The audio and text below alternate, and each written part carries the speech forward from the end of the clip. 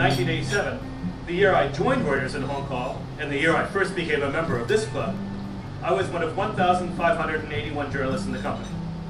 We've survived and thrived and doubled by changing.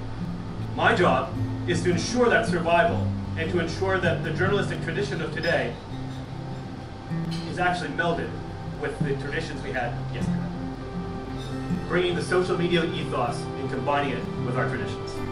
So let's start by thinking back 2 years. The photographs of distraught, confused, and angry bankers leaving their offices jobless helped symbolize the seismic shifts in the financial system 24 months ago. If we have learned anything from these past 2 years, it has been that pure facts are not enough. The arguments about whether the factual seeds of the financial crisis have been adequately reported are ultimately meaningless. The facts were there, but they weren't put together in a way that was compelling enough or powerful enough to change the course of events.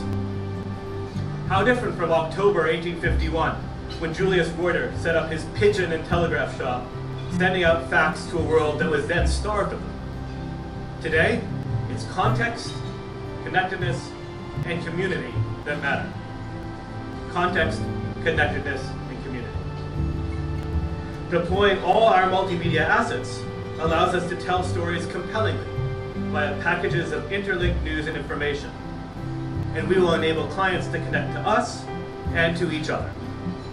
I'm as excited by content that gets created in a chat room by journalists and readers interacting together as I am about a good story being pushed out.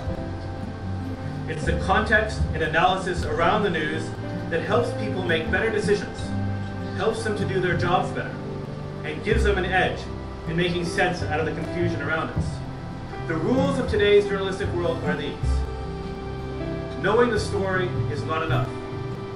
Telling the story is only the beginning.